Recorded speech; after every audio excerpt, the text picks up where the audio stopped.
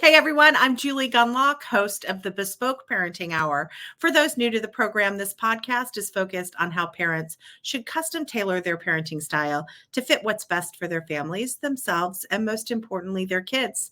Today, I'm talking to Natalya Murakhver, a tireless and tenacious advocate for children. In 2020, she helped organize Keep New York City Schools Open and brought a lawsuit against New York City to reopen public schools in person and with teachers in the classroom. Since then, she has launched several campaigns to raise awareness to the prolonged restrictions placed on children in the name of safety and the effects of COVID-19 mitigation on children. For the last few years, Natalya has been working on a documentary called 15 Days that covers the lost years of childhood due to the COVID-19 pandemic restrictions. A description of that documentary is as follows: from closed schools to remote learning and Zooming in rooms, to locked playgrounds, masked toddlers, to silent school lunches, the way children have been treated in large swaths of the U.S. was shocking, painful, and incredibly harmful. I'm getting tears in my eyes just reading that because some of that stuff I forgot about. So thank you so much, Natalya. I have followed your career and many of the projects that you're doing, and I'm absolutely thrilled to have you on today. Thank you so much. And I've really been appreciative of your work as well. Well, let's get into this. First of all, I want to walk back. I want to talk obviously about the documentary. I want to talk about your own projects that you've engaged in over the years. But first, I want to talk to you about your activism specifically during COVID. When did you realize that the schools were not going to be reopened and that parents really needed to organize and get active? In November 2020, we were being threatened by Cuomo and de Blasio about rising case rates, and red, orange, blue areas. I don't know. They were color coding neighborhoods and basically saying that if New York City was going to reach a 3% transmission threshold, which, as I understood, it was even like a discrepancy in the state tracking system. It was just like its own thing and was very, flawed. They were going to shut the schools down again. And that seemed just like a no-brainer. Like, these kids had just come back to school September 28th, 2020, after having been shut out for many, many months. And as it was, they were only going part-time. And each one of those days, each one of those hours was so precious. And I could see it amongst, my own children and their friends, the ones who were there, that I knew that I had to do something. And I ended up coming upon a Facebook group that had just been formed called Keep NYC Schools Open, although at the time I don't even think it had a name. And it was just a really grassroots group of mostly moms and some dads from around New York City struggling with the idea that these schools were about to shut down again. I'm interested in this group that you were a part of initially, and how they were treated by, and I suspect I know the answer to this, but I actually don't know your specifics. I was involved in a similar group in my local area. How was that group treated? Meaning, when they realized the schools weren't going to open, when they would, and later on in this process, when we realized that kids were not in as much danger from COVID-19, and through to the masking, how did local officials and school officials treat the parents that were voicing concerns about this? Well, they wouldn't engage with us, first of all. I'll give credit to Mayor Adams, who at the time was, he's the New York City mayor now, but at the time in 2020, he was the Brooklyn borough president. And I had a relationship with his office previous to the COVID pandemic because I had advocated for healthy school food. And this has always been one of his great passions, to bring scratch-based cooking to New York City schools. So I reached out to them and asked if Mayor Adams, then Borough President Adams, would join us at one of our rallies. And he said yes. And he showed up, and we had a rally in front of de Blasio's mansion, Gracie Mansion. And Adams was yelling for schools to reopen, to keep NYC schools When open. was that? November 25th, 2020. Oh, wow. Because schools were closed until the spring of 2021. So that is Not in New York. New not York City, no. New York City schools reopened, I believe, on September 28th, 2020. De really. Blasio, for all his faults, and there are too many to name, did want the schools open and had negotiated some sort of a deal with the United Federation of Teachers, the UFT, with Michael Mulgrew here in New York, that they would do these hybrid school days where some kids would go to school a couple of days a week, 1 week, and then 3 days the next, and they would observe social distancing, masked everything, lots of Highly restrictions. restrictive, Yeah, but very restricted. But the schools did open September 28th, 2020. wow, that's actually amazing because here in Northern Virginia, they were closed until 2021.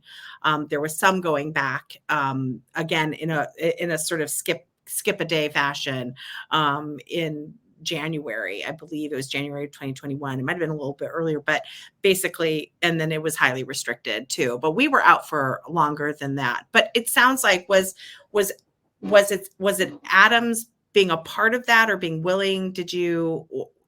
Adams was an anomaly. Okay, so he, and there was only a limited amount of time that he was willing to answer our call. It was like for the first couple of rallies, and then eventually his candidacy for mayor was announced, and he obviously had other competing interests. But he did join several rallies, and especially one about public school athletics. We did team up with an organization called About You, where we were at really demanding that public school kids be allowed to compete against, other school kids, like parochial school, private schools across the border in Yonkers or Westchester or whatever were competing, but public school kids were shut out completely. But just to get back to your question about how other electeds reacted to us, they wanted no part of us. They engaged AstroTurf parent advocates. Jumani Williams, who was the public advocate, had town halls where it was, these AstroTurf activists who wanted schools closed, were probably on the teachers union payroll, and called us white supremacists, and would rally when we rallied. They'd have counter rallies. They would, say that we wanted dead teachers, that we didn't care, the usual. It's the same playbook around the country. Right. And dead teachers, dead grandparents, dead siblings. It was just the sort of catastrophic language that they would use across the board was something we experienced as well. It kind of reminds me of, do you want a dead daughter or a live son, right? It's the same. It's interesting. Who said that? Do you remember?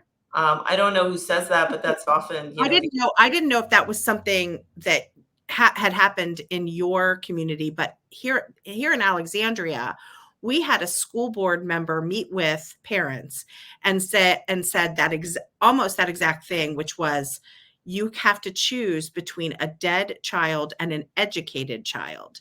It was so astonishingly cruel, wrong, tone deaf, and just vicious. That went viral. So that might be what you're remembering, but that was actually in my town of Alexandria, Virginia. And one smart parent was recording it.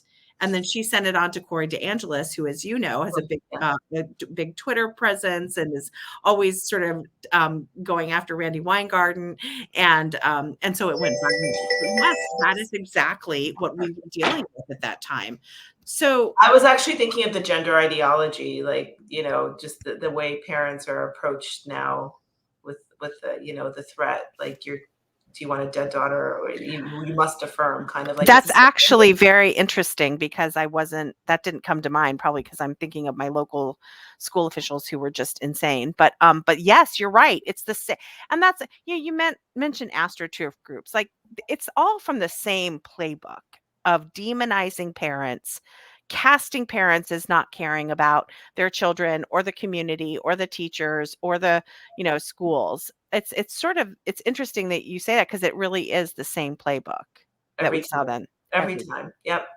At what point did Restore Childhood and your involvement tell me the history of Restore Childhood and how it came to be and your involvement.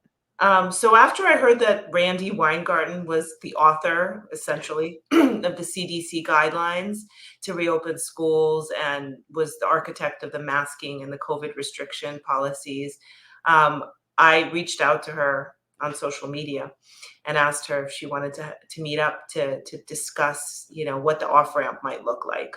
And she had just done the AFT roundtable with Eric Hartman and Michelle Walker of Open Schools and Jay Bhattacharya and Tracy Hogue. And it was very obvious from watching that she wasn't serious. Like, she brought in 2 political scientists. We had 2 incredible researchers. There was no comparison between like the data versus the, emotional strings that Right. they were pulling. It was ridiculous. But I thought, if she's willing to meet up, I'm willing to meet up. I'll do anything. And so, to her credit, she said yes. And we met for drinks in November of 2021 in New York City. And I had come to her to basically plead the case that children really needed to be unmasked. I could not handle even seeing my children in a mask for one more day. No. My 9-year-old, who at that time was like 7 or 6, had made her a little bracelet and like a little letter with a picture saying, "This is what I look like masked. This is what I look like unmasked." It was very sweet. And Randy was very gracious, and we had a nice conversation. And by the end, she said, bring me your proposal for unmasking kids and getting things back to normal, and I'll present it to the CDC. And I was like, okay, my proposal is take their masks off, like end the mandates. You're like, do you have a sticky note? I can write it down on a sticky note. I mean, it was like, I'm nobody. I don't have a medical degree. It's also just like, can I also just say that is very Washington speak. Bring me your proposal. That is, and to be honest, I mean, Natalya, I don't know anything about this part of the story. I'm really fascinated because I did not know that you had met with Randy Weingarten. So I will tell you that, I mean, you said she was very gracious, she was very nice, and she did meet with you, to her credit, but she said this, like, send me your proposal. That's a dismissal. That's, let me get out of this meeting so that you will then have to produce a proposal that I can then have somebody else say no to. Did you get that sense, or did you think it was like she really cared? She asked me to tweet about having met with her, and she would retweet it. So I immediately could tell that this was a PR move. Yes. Remember, this was also November 2021, and she had literally just cost the Virginia governor his seat. Yes. This was days later. Yes.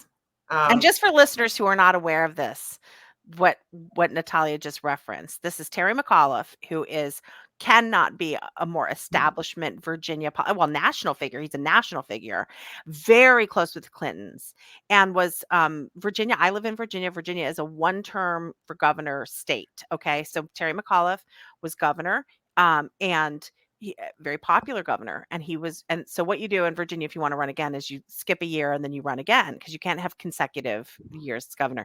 And he was running, and everybody was like against Glenn Youngkin, and everyone thought he's a shoo-in, because I mean, he's just a very popular Virginia politician. I mean, not to everyone. I certainly did not like Terry McAuliffe.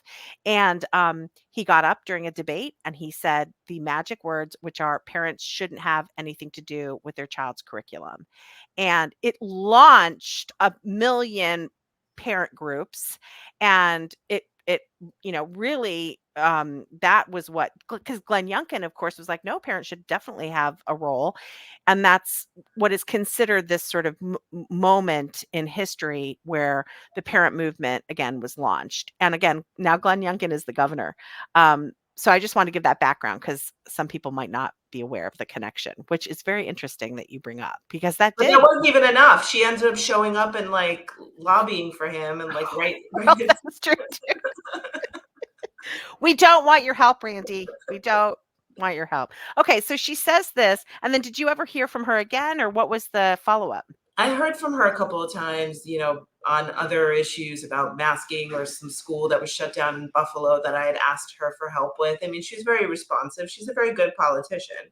But I knew that this proposal, like, I didn't have a ton of hope for her, pushing it forward. But I did think that there was something we should do and produce because the invitation was out there. Sure. So I called Tracy Beth Hogue, who's an epidemiologist in California and who had been part of the AFT roundtable and is very, very respected, has done a ton of research, peer-reviewed studies, and asked her if she would work with me on this proposal. And she was like, I would love to, but the proposal is take the masks off. This is just an upper respiratory infection that shouldn't be treated as anything different. And if we just look across, the ocean to Denmark, where she's from, and other, Nordic countries, they've been normal for many months without any extra excess death. We can't pretend that something, is a danger to kids when it isn't. Right. But regardless, we did start to work on some sort of paradigm that we could present because we realized this was also a public relations opportunity for us to Well, raise. and also by then there was a lot of evidence Yeah, on, particularly on masking. So it was probably also a matter of laying out the evidence, laying out the studies, which were ignored by certain people. right. And then at one point, I was thinking because of my background in food studies, we could do a reverse mitigation pyramid, like a food pyramid, but a mitigation pyramid. And we could put like hand washing at the bottom, like, I mean, silly things, but like something tangible that would make people feel good. And Tracy at the time rightly said, I don't want to give anybody anything to use as an off ramp because if there's an off ramp, there'll be an on ramp. And we need to just end this. So we kind of like hemmed and hawed. She organized a group of doctors because she has really good relationships with doctors all around the world, to try to figure out what it is that we were going to be proposing. And this was November 2021, and it kind of like languished into December, and people would ask, so what's going on? What are you proposing to Randy? And we were like, we don't know. And then by late December, Tracy had become involved in something called well, it wasn't even called that then. It was a toolkit that a virologist in the Bay Area had prepared for his own school district. He had previously worked for the CDC. He was very like left-leaning progressive. So this was definitely coming from the right person and was the right message. And it was all about unmasking kids and getting kids back to normal. And we ended up calling it the Urgency of Normal Toolkit. She brought it to the group. Many of the doctors signed on, and we released it in January 2022, so almost 2 years ago, with a Zoom, and that was like attended by over 1,000 people, and a toolkit that was posted up online, and that became and op-eds and in the USA Today and Daily News and other newspapers, and that really gave it the push to really kind of change the narrative. And suddenly, by March of not suddenly, but by March of 2022, mask mandates started to fall away. Yeah, it was unbelievable in my area where I live in Northern Virginia. It took Governor Youngkin to actually get elected and issue an executive order. And it was so awful, Natalia, because our local superintendents, our local school districts, there were 7 of them. And this is you think about the Northern Virginia section Mhm. of, this is the area closest to DC, Loudoun County, Prince William County, and then of course Arlington and Fairfax being the biggest school district in the nation, and Arlington and Alexandria. After all of that, after all the fighting, we finally, parents finally get results by electing a new governor and getting this executive order. And those 7 districts sued the governor to keep kids masked. And this was in the spring of 2021. It was just astonishing to me. Now, of course, it never went anywhere. And they issued this big press release like, we're fighting back, right? And of course, we live in this extremely, extremely liberal area of Northern Virginia, and was a lot of support for masking. And parents that objected were really, really bullied. And so at first they were like, we're suing, we're standing up for masking. And then, of course, the lawyers told them, and probably a judge or two said, like, you're never going to win. Like, this is, you're never, like, this isn't going to go anywhere. So it quietly fell away. And then finally they let the kids go without masks. But it was up till the very end, the battle. Was it similar like that in your community, or was it more once they were presented with the evidence, they sort of said, okay, we're going to lift the mask mandates? No, there. New York City is very blue as well. I mean, once the mask mandates ended, it was March of 2022. Some kids took them off and some of them continued to wear them.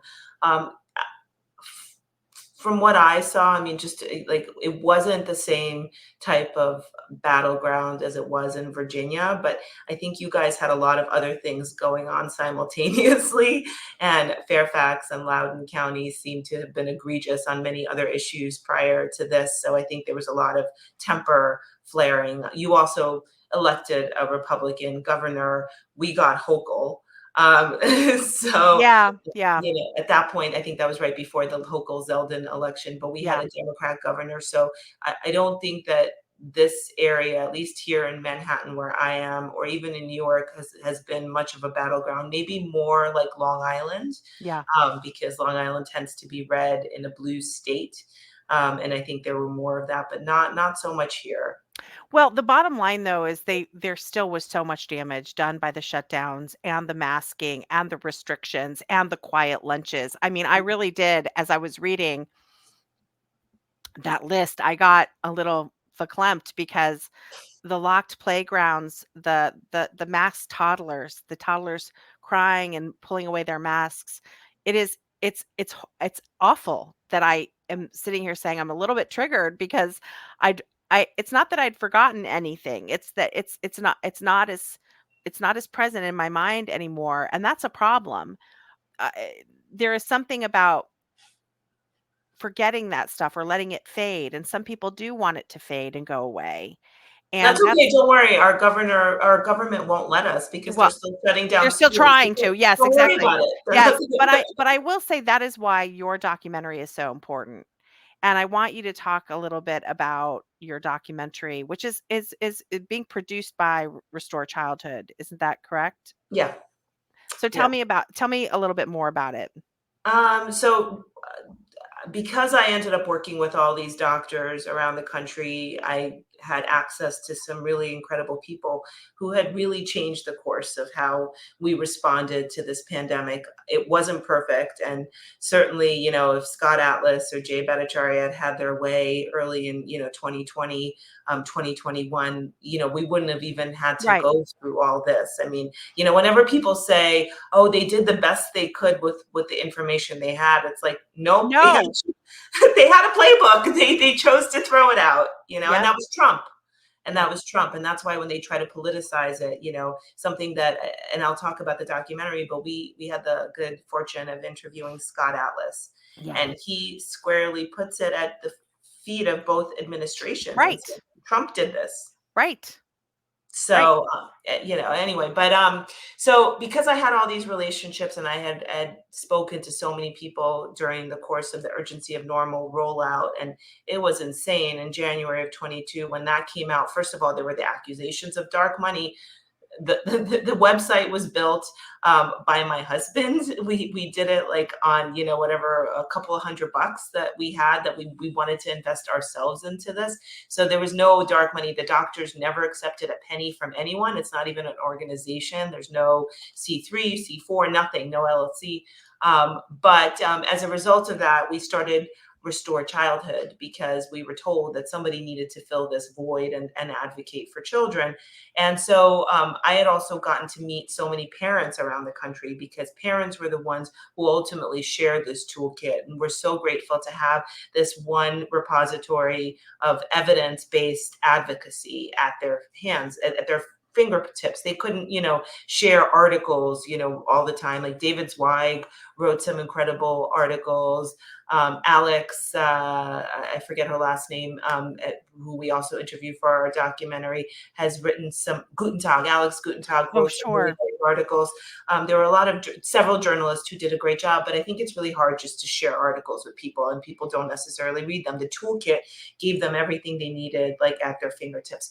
And so after, I had met all these people and I spent so much time talking to them on the phone, I said, we have to preserve their stories because if we don't do that now, they're going to be so traumatized by it, they're never going to want to talk about it again. Yeah. Yeah. So that's kind of where the documentary came from. I started working with Stephanie Edmonds, who was a teacher who refused the vaccine mandate here in New York City and lost her job. And so she was jobless. I needed somebody to help me produce this video about masking. We did this little video in November of 21, I think, called "The Mask Will Come Off Tomorrow," which got like 100,000 views on social media, and it was all like a little girl singing the Annie song, but it was about the mask because they never knew when the mask would come off. I mean, there were no promises. I never thought that they'd stay on as long as they did. So we made the video, and then I said, well, since you did such a great job on the video, what about the documentary? And she just jumped right into it. And so we started with interviewing the urgency of normal doctors. We just got in the car and drove to New Jersey and interviewed Kristen Walsh, who's a pediatrician, and then went to Maryland and interviewed Carol Vidal, who's a child psychiatrist at Johns Hopkins, and some families in the Baltimore area, which, I mean, horrible, like so sad. 4 kids out of school, like Well, the trying. Baltimore school system itself is like, it deserves, there could be 100 documentaries done on the disaster. Exactly.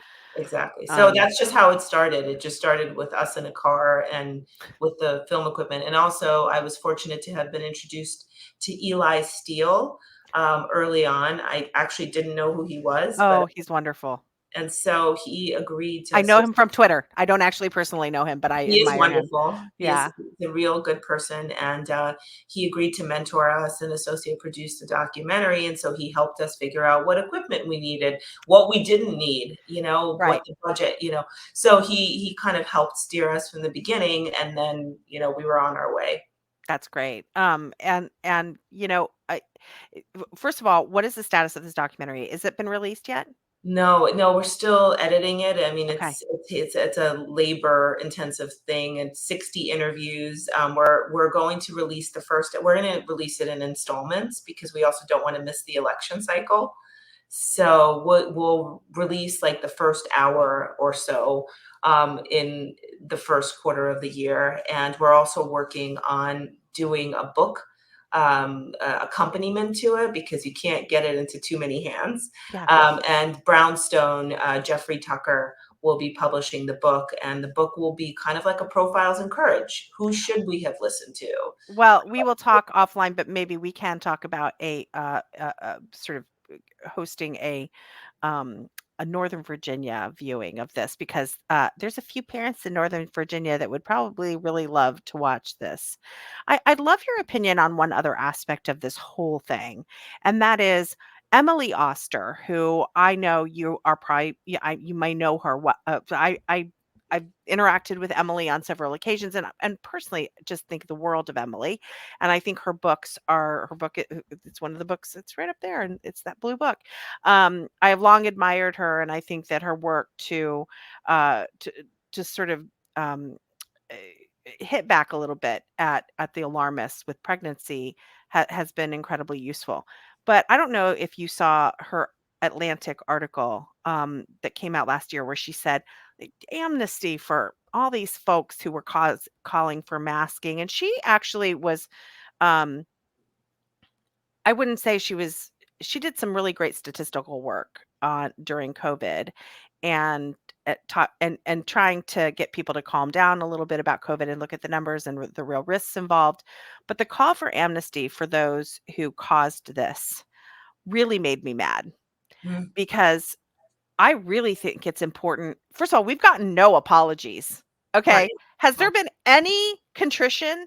Has there been any willingness to say, we got this extraordinarily wrong and we have damaged a generation of kids?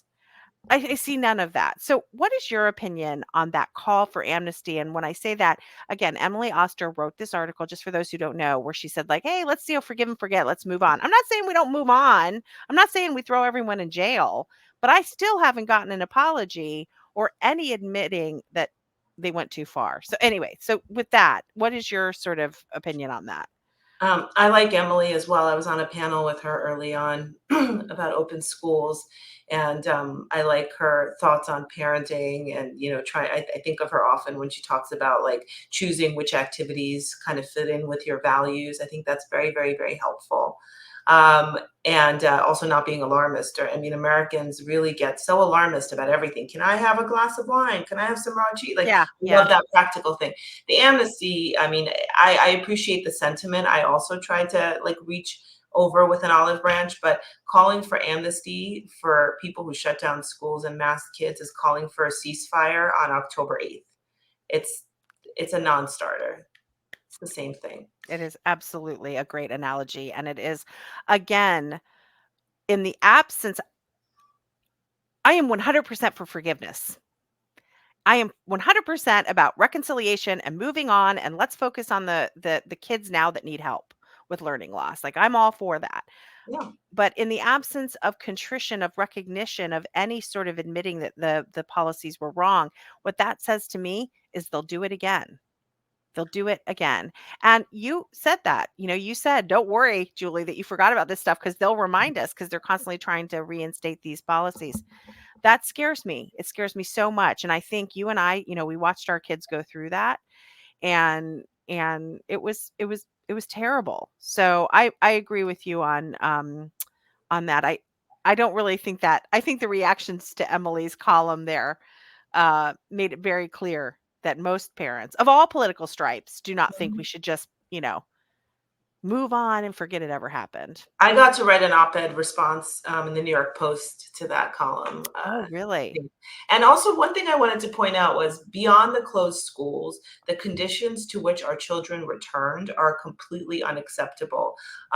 We just interviewed my 9-year-old about her thoughts on school closures and reopenings, and something she said to me really struck me about how lonely she felt when she was back in the classroom and what lunches were like, and just how devalued these poor children were. I mean, she couldn't even take a drink. Not just her; every other child in our New York City classrooms couldn't take a drink in the classroom when she was masked due to teacher contracts. They had to step outside and stand 6 feet apart. I mean, I don't even think you needed to do that at Rikers Island. They couldn't have snacks. So, like for some of the younger kids, there'd be a very long period of time between school drop off and breakfast and lunch, but they couldn't have snacks because they couldn't put their masks down during the class time, because teachers had a contract that said that they didn't need to be exposed to unmasked children. I mean, that's something that it's something we I need can to. feel my veins like popping right now, because it just brings back all those. It was interesting to me that through all of this, the ones treated the most cruelly were these children who couldn't defend themselves, and particularly when they went back to Mhm. school. I'll never forget in Alexandria that the kids were allowed to go back in this stifled way, or this sort of a 1 or 2 day sort of in and out way. I'm not saying it correctly, but you get the point. Yeah. And and but the teachers wouldn't go back. So what the district did, so, and also the teachers had insisted on being the first to be vaxxed, Yeah. even above elderly, and they Mhm. were, and then they refused to go back to the classroom. You remember all this. You remember more than anyone. You know this more than anyone. And then, but this is just like me remembering. But and then so the district hired essentially 18-year-old babysitters to sit in the classroom, who sat on their phones and distracted the kids in the classroom. And there was no one to help. And then the teacher would kind of give a virtual lesson, and the minder in the classroom was too busy on their phone to help. And also they couldn't get close to the kids. I mean, it's wild. It's wild what they were doing. And again, when I remember this, there needs to be accountability. There really does need to be thoughts on this. And I don't think there's been enough, especially up in Congress. So I'm very grateful for what you're doing to capture in a documentary form, to capture what parents and what children had gone through um, during the COVID pandemic shutdown. So I thank you, and I can't wait to see the documentary and promote the documentary, and maybe we'll do something in the Northern Virginia region. That'd be great. We interviewed a number of people in Northern Virginia and in Charlottesville. So Deborah Tisler in Fairfax, Right. Martin Burry in Fairfax, so Right. we definitely would love to do that with you. Okay, wonderful. Well, listen, Natalya, I can't thank you enough for all the work that you have done and you continue to do. It's vital. It's so important for children's health. And please keep us updated on all your activities. Thank you so much for having me. The Bespoke Parenting Podcast with Julie Gunlock is a production of the Independent Women's Forum. You can send comments and questions to me at julie.gunlock@iwf.org. Please help me out by hitting the subscribe button and leaving a comment or review on Apple Podcasts, Acast, Google Play, YouTube, or iwf.org. Hang in there, parents, and go bespoke.